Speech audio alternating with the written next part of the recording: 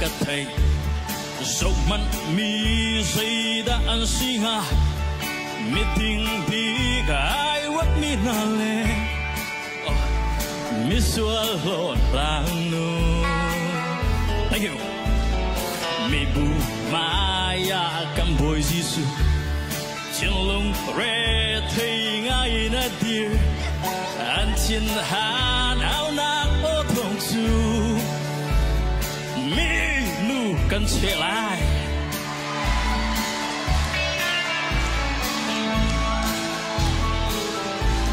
anh hay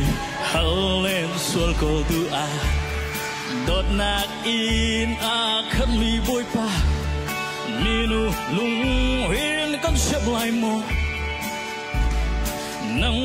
đi cần chìm tỏa thank you sual tua bao lâu mi đình mi ni cho mà xa xe mi xuống lưu chu say ya chim khâu lâu thì nạc lo lung tung in ang ha boy pakati nang telo chun se ten ko chung a Giêsu do na kong na tu a chun Giêsu ni ha kami mi swalu ka ba lo anh chim câu lại ở trên đốn nát xuống chiều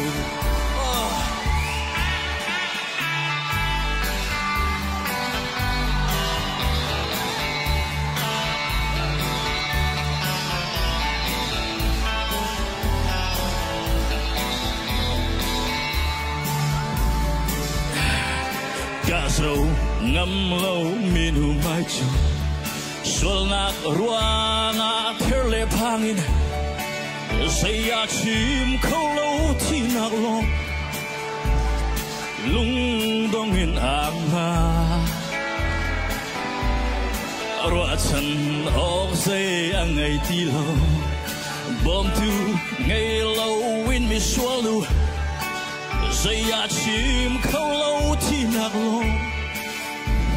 lung dongin ang ha boy pakati nang telo chun se ten ko chunga Giêsu do na kong na du a chun Giêsu ni ha kan tia mi suang nu ka ba anh chim câu lại ở trên đồn nạc xuống chiều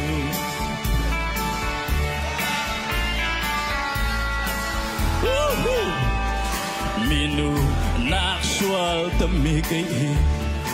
bôi ba na maya ka dir ve seten chi na kuti rumi mi sual mi cây bôi ba na ca đốt phim khăn cha cây chi đinh cha năng nát chi cha gần chấm khâu lại lâu ca nương chi bôi ba na đốt na come on bôi ba cắt chi năng tên lâu chun xe tên có chung à Giêsu do na kong na tu a chun Giêsu ni ha kan tia mi sual nu ka ba anh chim câu lại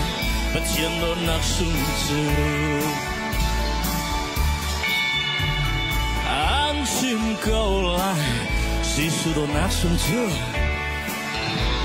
Whoa! Thank you so much, everybody.